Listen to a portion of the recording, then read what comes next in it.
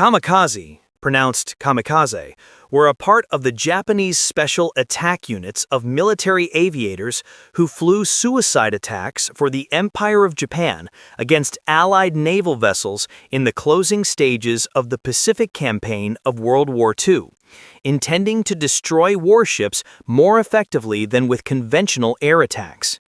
About 3,800 kamikaze pilots died during the war in attacks that killed more than 7,000 Allied naval personnel, sank several dozen warships, and damaged scores more. The term is used generically in modern warfare for an attacking vehicle, often unmanned, which is itself destroyed when attacking a target, for example, a kamikaze drone. Kamikaze aircraft were pilot-guided explosive cruise missiles, either purpose-built or converted from conventional aircraft. Pilots would attempt to crash their aircraft into enemy ships in what was called a body attack, or tai-atari, in aircraft loaded with bombs, torpedoes, or other explosives. About 19% of kamikaze attacks were successful. The Japanese considered the goal of damaging or sinking large numbers of Allied ships to be a just reason for suicide attacks. By late 1944, Allied qualitative and quantitative superiority over the Japanese in both aircrew and aircraft meant that kamikaze attacks were more accurate than conventional airstrikes and often caused more damage. Some kamikazes hit their targets even after their aircraft had been crippled. The attacks began in October 1944, at a time when the war was looking increasingly bleak for the Japanese. They had lost several decisive battles, many of their best pilots had been killed, and skilled replacements could not be trained fast enough. Their aircraft were becoming outdated, and they had lost command of the air and sea. These factors, along with Japan's unwillingness to surrender, led to the institutionalization of kamikaze tactics as a core aspect of Japanese air warfare strategy as Allied forces advanced towards the home islands. Subscribe now for more updates.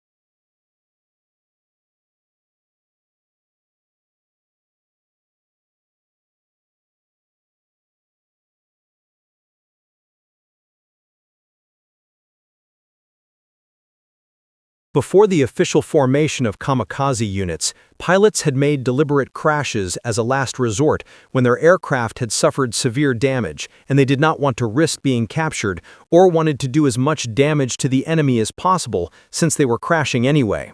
Such situations occurred in both the Axis and Allied air forces.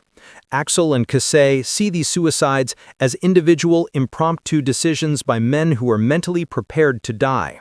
One example of this may have occurred on 7 December 1941 during the attack on Pearl Harbor. First Lieutenant Fusada Ida's aircraft had taken a hit and had started leaking fuel when he apparently used it to make a suicide attack on Naval Air Station Kaneohe. Before taking off, he had told his men that if his aircraft was badly damaged, he would crash it into a worthy enemy target.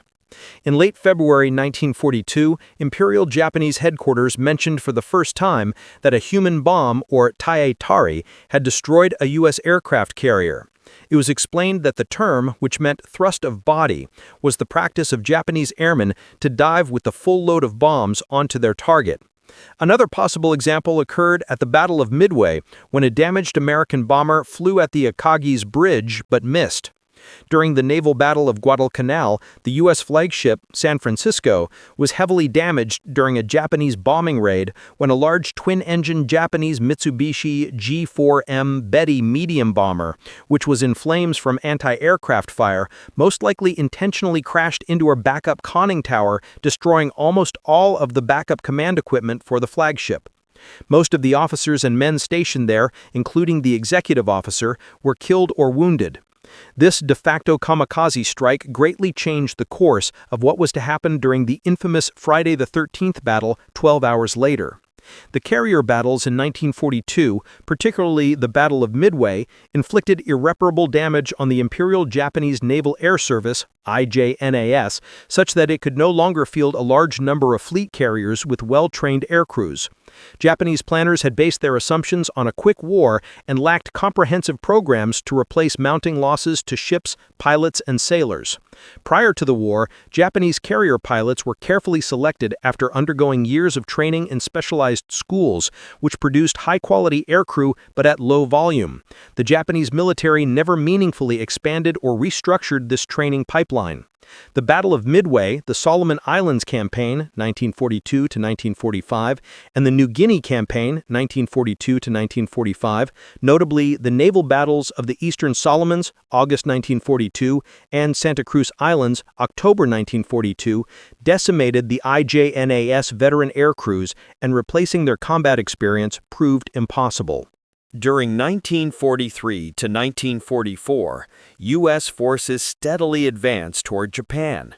Newer U.S.-made aircraft, especially the Grumman F-6F Hellcat and Vogt F-4U Corsair, outclassed and soon outnumbered Japan's fighters. Tropical diseases, as well as shortages of spare parts and fuel, made operations more and more difficult for the IJNAS. By the Battle of the Philippine Sea, June 1944, the Japanese had to make do with obsolete aircraft and inexperienced aviators in the fight against better-trained and more experienced U.S. Navy airmen who flew radar-directed combat air patrols. The Japanese lost over 400 carrier-based aircraft and pilots in the Battle of the Philippine Sea, effectively destroying the IJN's carrier air arm. Allied aviators called the action the Great Marianas Turkey Shoot. On 19 June 1944, aircraft from the carrier Chiyoda approached a U.S. task group. According to some accounts, 2 made suicide attacks, one of which hit USS Indiana. The important Japanese base of Saipan fell to the Allied forces on 15 July 1944. Its capture provided adequate forward bases that enabled U.S. Air Forces using the Boeing B-29 Superfortress to strike at the Japanese home islands. After the fall of Saipan, the Japanese High Command predicted that the Allies would try to capture the Philippines, strategically important to Tokyo because of the island's location between the oil fields of Southeast Asia and Japan. Beginnings, Captain Motoharu Okamura, in charge of the Tateyama base in Tokyo, as well as the 341st Air Group home, was, according to some sources, the first officer to officially propose kamikaze attack tactics. With his superiors, he arranged the first investigations into the plausibility and mechanisms of intentional suicide attacks on 15 June 1944. In August 1944, It was announced by the domain news agency that a flight instructor named Takeo Tagata was training pilots in Taiwan for suicide missions. One source claims that the first kamikaze mission occurred on 13 September 1944. A group of pilots from the Army's 31st Fighter Squadron on Negros Island decided to launch a suicide attack the following morning. First Lieutenant Takeshi Kosai and a sergeant were selected. Two 100-kilogram bombs were attached to two fighters, and the pilots took off before dawn, planning to crash into carriers. They never returned, but there is no record of a kamikaze hitting an Allied ship that day. According to some sources, on 14 October 1944, USS Reno was hit by a deliberately crashed Japanese aircraft. Rear Admiral Masafumi Arima, the commander of the 26th Air Flotilla, part of the 11th Air Fleet, is sometimes credited with inventing the kamikaze tactic. Arima personally led an attack by a Mitsubishi G4M Betty twin-engine bomber against a large Essex-class aircraft carrier, USS Franklin, near Leyte Gulf, on or about 15 October 1944. Arima was killed and part of an aircraft hit Franklin. The Japanese High Command and propagandas seized on Arima's example. He was promoted posthumously to Vice Admiral and was given official credit for making the first kamikaze attack. On 17 October 1944, Allied forces assaulted Suluan Island, beginning the Battle of Leyte Gulf. The Imperial Japanese Navy's First Air Fleet, based in Manila, was assigned the task of assisting the Japanese ships that would attempt to destroy Allied forces in Leyte Gulf. That unit had only 41 aircraft, 34 Mitsubishi A6M0 Zeke carrier-based fighters, 3 simple Nakajima B6N Tenzan JIL torpedo bombers, 1 Mitsubishi G4M Betty land-based bomber, and 2 Yokosuka P-1Y Ginga Francis land-based bombers, and 1 reconnaissance aircraft. The task facing the Japanese Air Forces seemed impossible. The first Air Fleet Commandante, Vice Admiral Taikijiro Onishi, decided to form a suicide offensive force, the Special Attack Unit.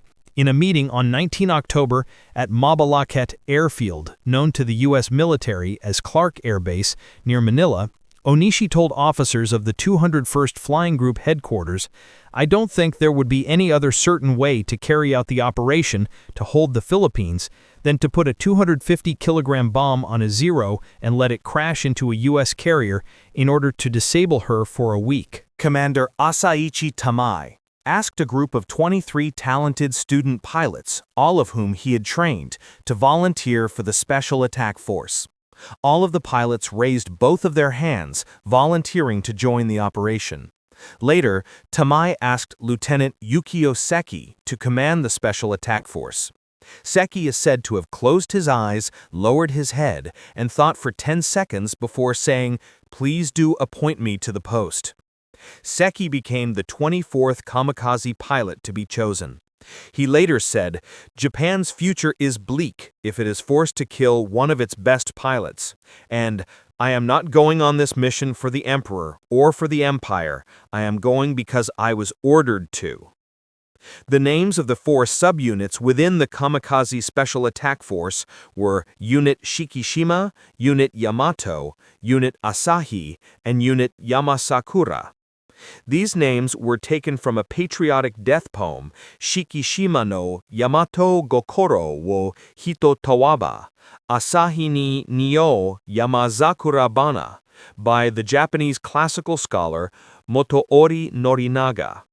The poem reads, "If someone asks about the Yamato spirit, spirit of old or true Japan, of Shikishima, a poetic name for Japan, it is the flowers of Yamazakura, mountain cherry blossom, that are fragrant in the Asahi, rising sun."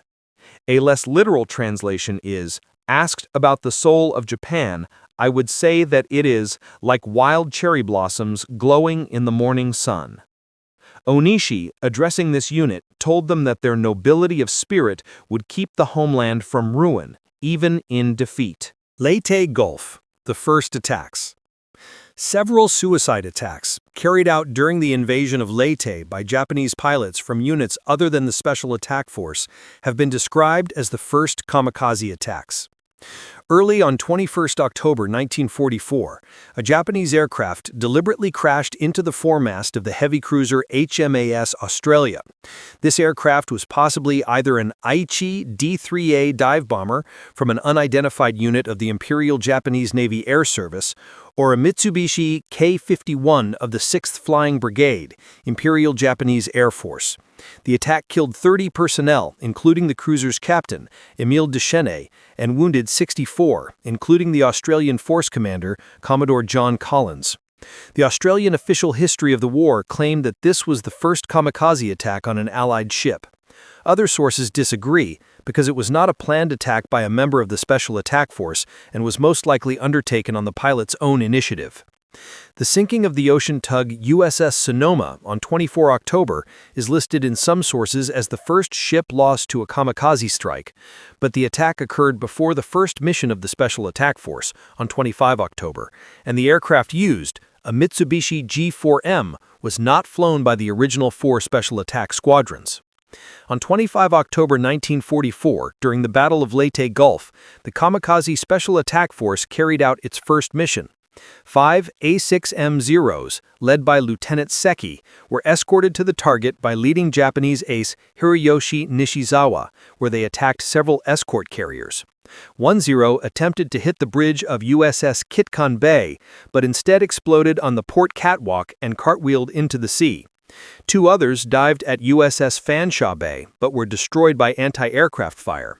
The last 2, Seki among them, ran at USS White Plains. Seki, however, under heavy fire and trailing smoke, aborted the attack on White Plains and instead banked toward USS St. Lo, diving into the flight deck, where his bomb caused fires that resulted in the bomb magazine exploding, sinking the carrier. By 26 October day's end, 55 kamikazes from the Special Attack Force had also damaged 3 large escort carriers, USS Sangalon, Sante, and Suwannee, which had taken a kamikaze strike forward of its aft elevator the day before, and 3 smaller escorts, USS White Plains, Kalanin Bay, and Kitkan Bay. In total, 7 carriers were hit, as well as 40 other ships, 5 sunk, 23 heavily damaged, and 12 moderately damaged. Early successes, such as the sinking of USS St. Lo, were followed by an immediate expansion of the program, and over the next few months, over 2,000 aircraft made such attacks. When Japan began to suffer intense strategic bombing by Boeing B-29 superfortresses, the Japanese military attempted to use suicide attacks against this threat.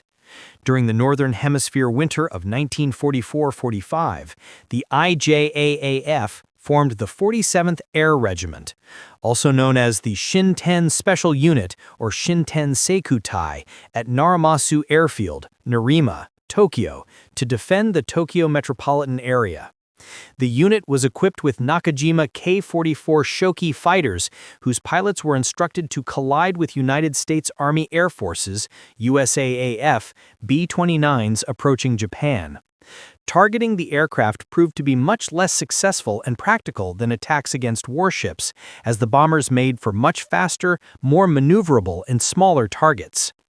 The B-29 also had formidable defensive weaponry, so suicide attacks against B-29s demanded considerable piloting skill to be successful, which worked against the very purpose of using expendable pilots. Even encouraging capable pilots to bail out before impact was ineffective, because vital personnel were often lost when they mistimed their exits and were killed as a result. On 11 March, the U.S. carrier USS Randolph was hit and moderately damaged at Ulithi Atoll in the Caroline Islands by a kamikaze that had flown almost 4,000 kilometers, 2,500 miles, from Japan in a mission called Operation Tan Num 2. On 20 March, the submarine USS Devilfish survived a hit from an aircraft just off Japan. Purpose-built kamikazes, opposed to converted fighters and dive bombers, were also being constructed. Ensign Mitsuo Ota had suggested that piloted glider bombs, carried within range of targets by a mother aircraft, should be developed. The first Naval Air Technical Bureau, Kugishio, in Yokosuka, refined Ota's idea. Yokosuka MXY-7 Oka rocket-powered aircraft launched from bombers were first deployed in kamikaze attacks from March 1945. U.S. personnel gave them the derisive nickname Baka bombs. Baka is Japanese for idiot or stupid. The Nakajima K-115 Tsurugi was a simple, easily built propeller aircraft with a wooden airframe that used engines from existing stocks. Its non-retractable landing gear was jettisoned shortly after takeoff for a suicide mission, recovered and reused. Obsolete aircraft such as Yokosuka K-5Y biplane trainers were also converted to kamikazes. During 1945, the Japanese military began stockpiling Tsurugi, Yokosuka MXY-7 Oka, other aircraft, and suicide boats for use against Allied forces expected to invade Japan. The invasion never happened, and few were ever used. They ordered him to just take photos. He destroyed 40 enemy planes instead. The assignment? You're there to observe, not engage. It was early 1943, and 22-year-old Edward Curdes had just arrived in North Africa. A newly minted pilot of the U.S. Army Air Forces, Curdes was assigned to the 95th Fighter Squadron, 82nd Fighter Group, flying the sleek, twin-engine Lockheed P-38 Lightning. His official mission was simple: reconnaissance and escort. Take photographs of enemy positions, escort bombers, and do not engage unless fired upon. But Curdes was restless. He wasn't content to merely observe the war, he was determined to fight it. Baptism of Fire, North Africa, 1943. By mid-1943, the skies over Tunisia and Sicily were a cauldron of flak and fighters. The Luftwaffe and Regia Aeronautica, Italian Air Force, still fought hard to keep control of the Mediterranean. Curdes, flying his P-38, quickly proved he was no mere observer. On April 29, 1943, he encountered a formation of German Messerschmitt Bf-109s over Tunisia. Diving in from the sun, he opened fire and scored his first aerial kill. A clean, precise burst that sent the 109 down in flames. In the following weeks, he destroyed 2 more German fighters and 2 Italian Machi C-202s. By the time the Allied invasion of Sicily began in July 1943, Curdes had 5 confirmed kills, earning the title of Ace, one of America's youngest at just 23. Captured and escape. In August 1943, Curdes's luck ran out. During a mission near Salerno, his aircraft was hit by anti-aircraft fire. He crash-landed on a beach and was captured by Italian soldiers. But the war for Italy was changing fast. Italy surrendered to the Allies in September 1943, and in the confusion, Curdes escaped captivity and made contact with friendly forces. After a harrowing trek across enemy lines, he was flown back to Allied territory. Most pilots in his situation would have been sent home, but not Curdes. He requested to stay in combat. The Pacific Assignment. New war. Same sky. By mid-1944, Curdes was reassigned to the 3rd Air Commando Group in the Pacific Theater, flying the P-51 Mustang. His new mission: long-range reconnaissance and ground attack across the Philippines, Formosa, and the South China Sea. Officially, again, his job was to photograph and escort. But Curdes's combat instinct didn't fade, it sharpened. The skies over Batan Island, February 10, 1945.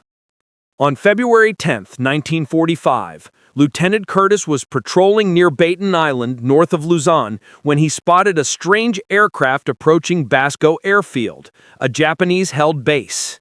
Closing in, he realized the plane was a C-47, transport, unarmed but descending for landing on a Japanese runway. Curdes made a low pass to warn it off. When the pilot ignored him, he fired short bursts ahead of the nose. Still no response. Finally, he raked the aircraft's engines with his .50 caliber guns. The C-47 made a forced landing on the beach, crippled but intact. Curdes circled overhead and watched the survivors crawl out. To his shock, the markings on the fuselage were U.S., an American C-47. The impossible decision. Curdes was horrified, but he understood instantly. That C-47 had apparently strayed off course, and if it had landed intact on Batan Island, the crew and passengers would be captured by the Japanese. He faced an impossible choice. Let them land and be taken prisoner, or shoot down a friendly plane to save their lives. After a moment of anguish, Curdes banked sharply and fired at the C-47's remaining engine, disabling it completely. The aircraft ditched in the surf. He then flew cover until rescue crews could arrive. All aboard survived, including a nurse whom Curdes would later marry. The Legend of the Victory Board. When Curdes returned to base, ground crews painted 7 flags under his cockpit canopy: Germany, Italy, Japan, and one more, the United States. It was the only aircraft in history to bear enemy and friendly flags together, a visual testament to one of the most unusual acts of courage and judgment in military aviation history. Curdes's official record listed 7 confirmed aerial victories, 40-plus ground targets destroyed, dozens of photo missions completed. He was awarded the Distinguished Flying Cross, Air Medal, and Purple Heart for his service in 2 theaters of war. Legacy: the pilot who fought everyone. After the war, Louis Curdes stayed in the Air Force, serving until 1963. He became one of only 3 American pilots to shoot down enemy aircraft from 3 different nations: Germany, Italy, and Japan. He passed away in 1995 at the age of 75, but his story remains one of the most remarkable examples of courage, skill, and moral clarity in the chaos of war. Curdes wasn't just a pilot. He was a warrior who made impossible decisions and lived to tell them. Summary of aircraft and missions. Aircraft. Role. Region. Notes. P-38 Lightning. Fighter, Recon.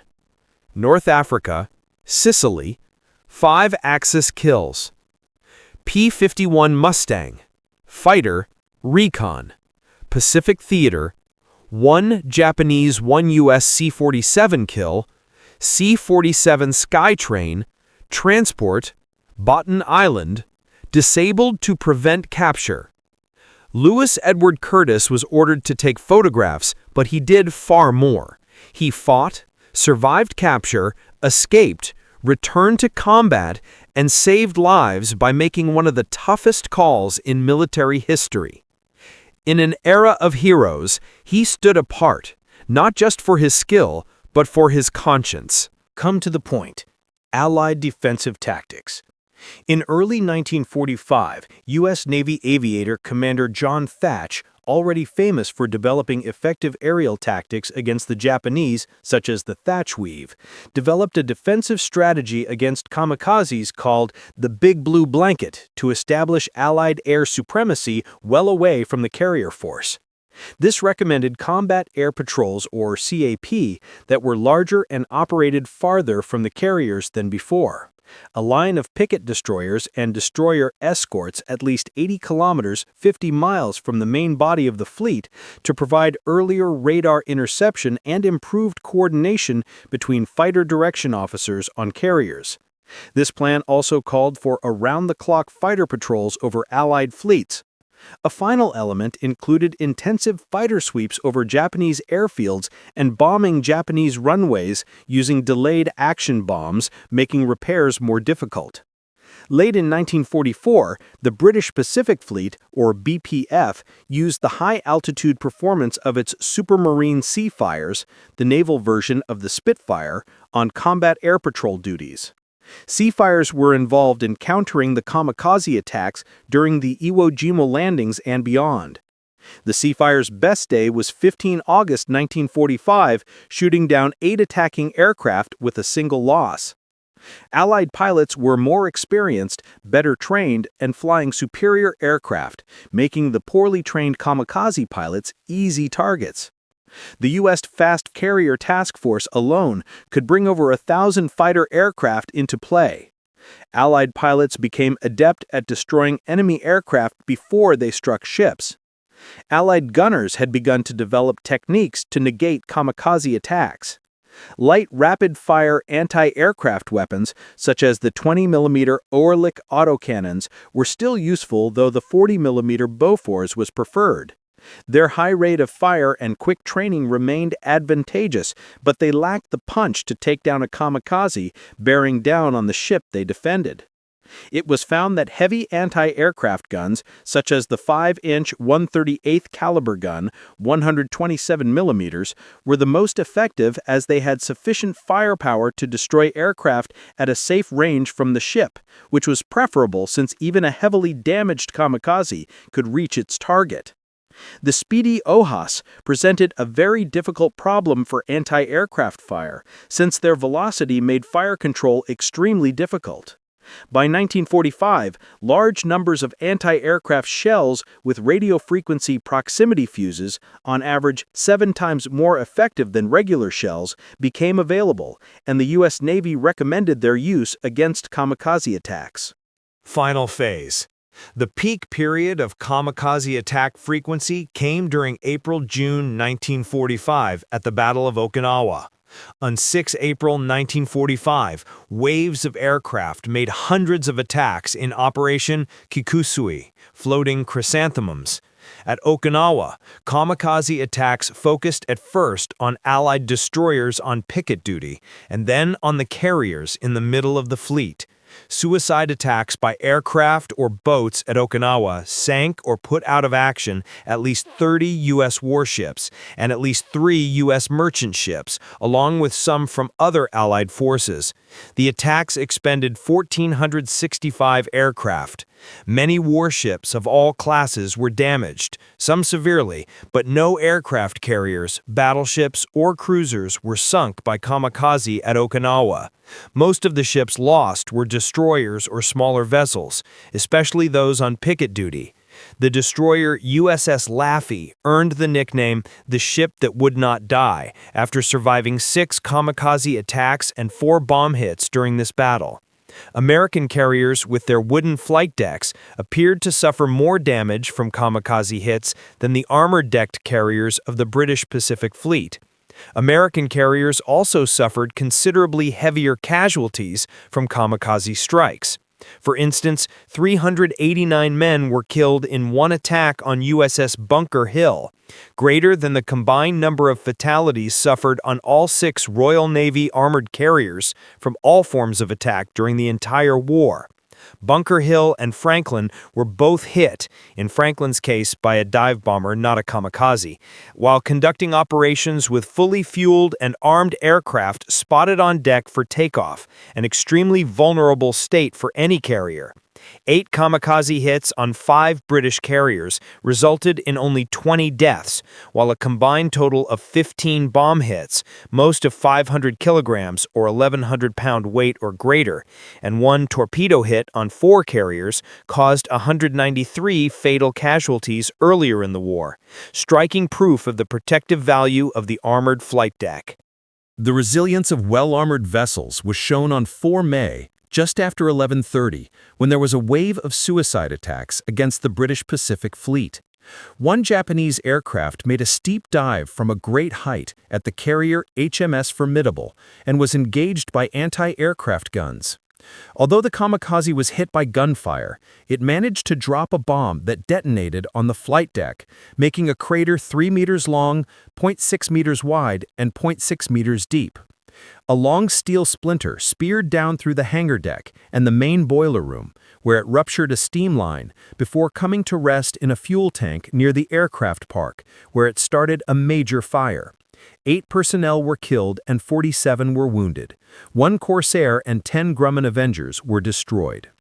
The fires were gradually brought under control, and the crater in the deck was repaired with concrete and steel plate. By 1700 hours, corsairs were able to land. On 9 May, Formidable was again damaged by a kamikaze, as were the carrier HMS Victorious and the battleship HMS Howe. The British were able to clear the flight deck and resume flight operations in just hours, while their American counterparts took a few days or even months, as observed by a U.S. Navy liaison officer on HMS Indefatigable, who commented, "When a kamikaze hits a U.S. carrier, it means 6 months of repair at Pearl Harbor. When a kamikaze hits a Limey carrier, it's just a case of, sweepers, man your brooms." Twin-engine aircraft were occasionally used in kamikaze attacks. For example, Mitsubishi Ki-67 Hilyu Peggy medium bombers, based on Formosa, undertook kamikaze attacks on Allied forces off Okinawa, while a pair of Kawasaki Ki-45 Churyu heavy fighters caused enough damage for the destroyer USS Dickerson to be scuttled. The last ship in the war to be sunk, the Fletcher-class destroyer USS Callahan, was on a radar picket line off Okinawa when she was struck by an obsolete wooden fabric Yokosuka K-5Y biplane. On 17 August, the Kwantung Army Command ordered its units to surrender, but some of the pilots disobeyed and the Japanese air attacks continued.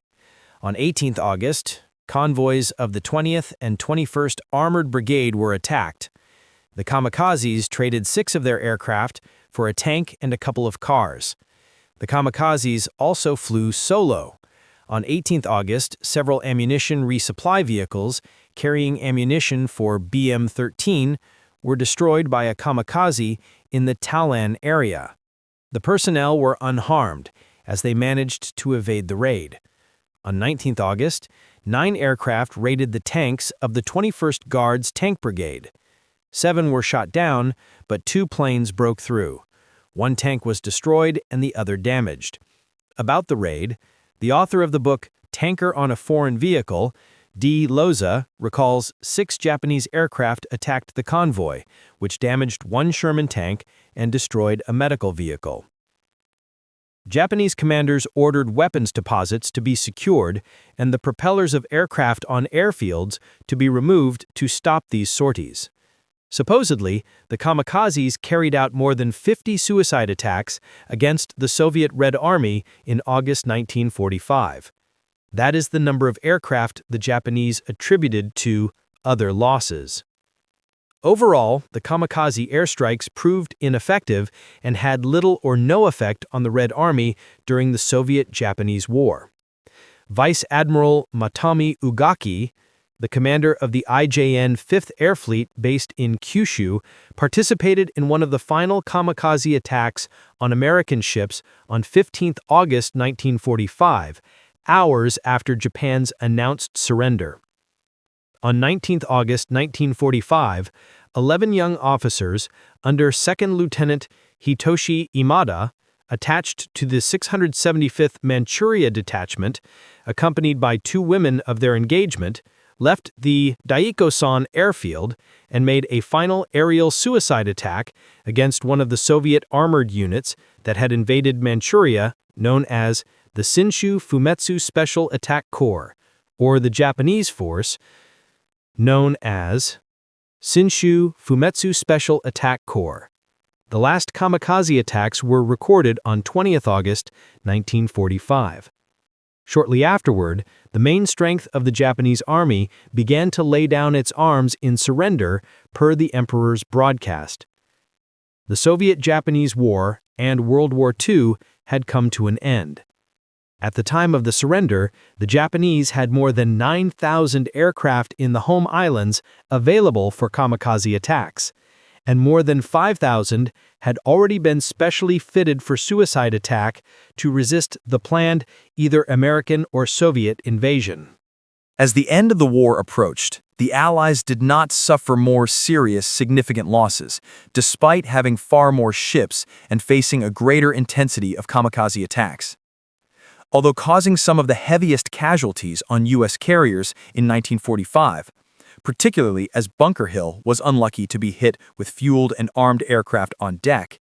The IJN had sacrificed 2,525 kamikaze pilots and the IJAAF 1,387, without successfully sinking any fleet carriers, cruisers, or battleships. This was far more than the IJN had lost in 1942 when it sank or crippled 3 U.S. fleet carriers, albeit without inflicting significant casualties. In 1942, when U.S. Navy vessels were scarce, the temporary absence of key warships from the combat zone would tie up operational initiatives. By 1945, however, the U.S. Navy was large enough that damaged ships could be detached back home for repair without much hampering the fleet's operational capability. The only U.S. surface losses were escort carriers, destroyers, and smaller ships, all of which lacked the armor protection or capability to sustain heavy damage. Overall, the kamikazes were unable to turn the tide of the war and stop the Allied invasion. Effects: while on paper it may appear that kamikaze and kamikaze-assisted attacks at Okinawa only managed to sink smaller ships like destroyers, the reality is different. Kamikaze raids often included escort fighters and conventional bombers piloted by skilled aviators who were not intended to execute suicide strikes. These coordinated groups, such as the one that paved the way for conventional bombers to successfully strike the fleet carrier Franklin, were crucial. In fact, 3 large fleet carriers, Franklin, Bunker Hill, and Enterprise, were so heavily damaged by kamikaze-related attacks that they were knocked out for the remainder of the war. For the Japanese, this was not much different than sinking them, operationally speaking. For each of the heavily damaged aircraft carriers, dozens of aircraft were destroyed that would have been impossible to be shot down by any Japanese forces via dogfights or anti-aircraft weapons at this stage of the war. Franklin lost 59 planes, Bunker Hill lost 78 planes, and Enterprise lost 25 planes in the Japanese attacks that ended the war for them. There were more lost planes on these 3 carriers alone, not including the numerous other successful strikes on other Allied carriers during the Battle of Okinawa, than the United States lost in the entire Battle of Midway. Franklin and Bunker Hill also both had the first and third largest fatalities on sunken or damaged U.S. aircraft carriers in World War II and were the only Essex-class carriers to never serve on active duty after World War II, while Enterprise was mothballed soon after World War II, despite all 3 of them receiving repairs back in the United States. Numerous other larger-than-destroyer warships were so heavily damaged that they also were knocked out for the rest of the war and decommissioned shortly after World War II. The Japanese kamikazes were so relentless at Okinawa that United States Fifth Fleet Commander Admiral Raymond A. Spruance's flagships were struck 2 separate times. Indianapolis was hit in March and had to retire for repairs, which forced him to transfer to New Mexico, which was also hit in May. Fast Carrier Task Force Commander Vice Admiral Mark Mitcher and his Chief of Staff Commodore Arleigh Burke were yards away from getting killed or wounded by kamikazes on his flagship, Bunker Hill, which killed 3 of Mitcher's staff officers and 11 of his enlisted staff members, and also destroyed his flag cabin along with all of his uniforms, personal papers, and possessions. Just 3 days later, Mitcher's new flagship, Enterprise, was also struck by a kamikaze, forcing him to have to change his flagship yet again. Spruance later wrote about the effectiveness of kamikazes. "This is my second experience with a suicide plane making a hit on board my own ship, and I have seen 4 other ships hit near me. The suicide plane is a very effective weapon, which we must not underestimate. I do not believe anyone who has not been around within its area of operations can realize its potentialities against ships. It is the opposite extreme of a lot of our Army heavy bombers, who bomb safely and ineffectively from the upper atmosphere." In the immediate aftermath of kamikaze strikes, British fleet carriers with their armored flight decks recovered quicker compared to their U.S. counterparts. Post-war analysis showed that some British carriers, such as HMS Formidable, suffered structural damage that led to them being scrapped as being beyond economic repair. Britain's post-war economic situation played a role in the decision to not repair damaged carriers, while even seriously damaged American carriers, such as USS Bunker Hill, were repaired, although they were then mothballed or sold off as surplus after World War II without re-entering service. The exact number of ships sunk is a matter of debate. According to a wartime Japanese propaganda announcement, the missions sank 81 ships and damaged 195. And according to a Japanese tally, kamikaze attacks accounted for up to 80% of the U.S. losses in the final phase of the war in the Pacific. In a 2004 book, World War II, the historians Wilmot, Cross, and Messenger stated that more than 70 U.S. vessels were sunk or damaged beyond repair by kamikazes. According to the United States Strategic Bombing Survey, from October 1944 until the end of the war, 2,550 kamikaze missions were flown, with only 475, or 18.6%, achieving a hit or a damaging near miss. Warships of all types were damaged, including 12 aircraft carriers, 15 battleships, and 16 light and escort carriers. However, no ship larger than an escort carrier was sunk. Approximately 45 ships were sunk, the bulk of which were destroyers. To the United States, the losses were of such concern that more than 2,000 B-29 sorties were diverted from attacking Japanese cities and industries to striking kamikaze airfields in Kyushu. According to a U.S. Air Force webpage, approximately 2,800 kamikaze attackers sank 34 Navy ships, damaged 368 others, killed 4,900 sailors, and wounded over 4,800. Despite radar detection and cueing, airborne interception, attrition, and massive anti-aircraft barrages, 14% of kamikazes survived to score a hit on a ship. Nearly 8.5% of all ships hit by kamikazes sank. Australian journalists Dennis and Peggy Warner, in a 1982 book with Japanese naval historian Sadao Seno, The Sacred Warriors, Japan's Suicide Legions, arrived at a total of 57 ships sunk by kamikazes. Bill Gordon, an American Japanologist who specializes in kamikazes, lists in a 2007 article 47 ships known to have been sunk by kamikaze aircraft. Gordon says that the Warners and Seno included 10 ships that did not sink. He lists 3 escort carriers, USS St. Lo, USS Omni Bay, and USS Bismarck Sea.